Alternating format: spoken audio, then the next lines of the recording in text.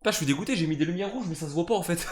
Salut tout le monde, j'espère que vous allez bien. Aujourd'hui une vidéo un peu spéciale. À la place de jouer à un jeu d'horreur, on va raconter un thread d'horreur. C'est une première sur la chaîne et j'espère que ça va vous plaire. C'est parti. Pour commencer cette histoire, nous sommes avec Déborah, âgée de 20 ans au moment des faits. Elle précise qu'à cette période, elle était encore à la fac et c'était une élève parmi tant d'autres, assez discrète, ses notes étaient bonnes, mais que malheureusement sa famille étant pauvre, elle devait faire quelques boulots par-ci par-là pour pouvoir payer ses études.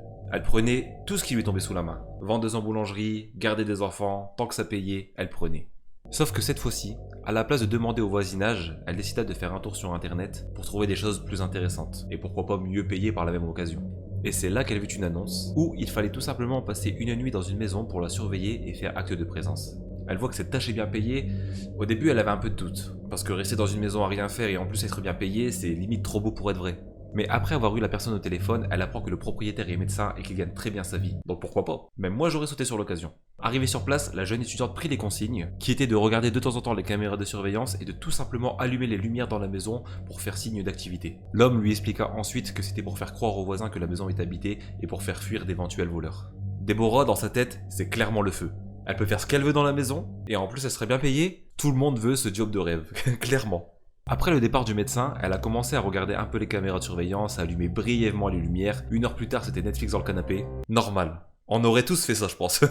Sauf qu'au moment du coucher, le téléphone fixe du médecin se mit à sonner, et au bout du fil, un inconnu qui lui dit « Si tu ne sors pas de la maison, je te tue. » Bon, c'est pas le genre d'appel qu'on va recevoir. Clairement pas. Mais immédiatement, Déborah raccrocha. Sur le moment, elle était un peu effrayée, mais pour se rassurer, elle se disait peut-être que c'était une blague d'un des proches du médecin, vu que le numéro venait d'une ligne privée. Sauf que, 30 minutes après, le téléphone sonna de nouveau. Le même homme, la même phrase. « Si tu ne sors pas bientôt de la maison, je te tuerai. » Cette fois-ci, Déborah prend la remarque très au sérieux.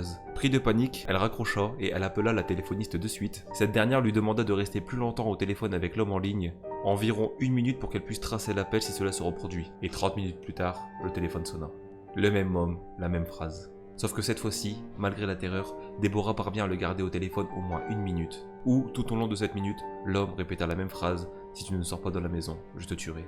Clairement pour Déborah, ça a été la minute la plus longue de sa vie. Après cette minute, la téléphoniste demande à l'étudiante de sortir de la maison le plus rapidement possible, car le coup de téléphone venait de la deuxième ligne qui était située en haut de la maison. En fait, il y avait 2 téléphones, le téléphone du bas du cabinet et la ligne privée en haut. Donc en fait, Déborah était au rez-de-chaussée et la personne qui l'appelait était tout simplement à l'étage. Cette fois-ci, c'en est trop. Déborah se mit à courir vers la porte de sortie et au même moment, des bruits de pas se font entendre auprès des escaliers. L'étudiante sortit de la maison en laissant la porte grande ouverte et appela la police de suite, tout en jetant un œil à la porte d'entrée, voir si quelqu'un sortait. 10 minutes plus tard, la police arriva sur place. Un tour des lieux a été fait, mais malheureusement plus aucune trace de vie dans la maison, sauf le couteau de cuisine qui avait disparu et qu'on ne retrouvera jamais. Déborah était traumatisée par cette histoire, elle a mis à peu près 2 ans pour la raconter. Qu'est-ce qui serait arrivé à Déborah si la téléphoniste ne l'avait pas avertie du danger? Elle se pose encore la question aujourd'hui, 2 ans après. Nous voici sur la fin de ce thread d'horreur. Franchement, il était pas mal badant, mais kiffant. Moi personnellement, j'ai bien aimé. Et on n'est pas là pour savoir si c'est vrai ou pas, on est là juste pour juger la qualité de l'histoire. Et heureusement qu'elle appelait la téléphoniste. C'est ça qu'on va retenir surtout. En tout cas, n'hésitez pas à me dire en commentaire si le contenu vous plaît et si l'histoire vous a plu, voir si j'étais un bon narrateur. Et n'oubliez pas de toujours vérifier qu'il n'y a personne chez vous avant d'entrer dans une maison. Mais le plus important, c'est tous les dimanches à 10h sur la page de Ishki. Et sur ce, c'est ciao!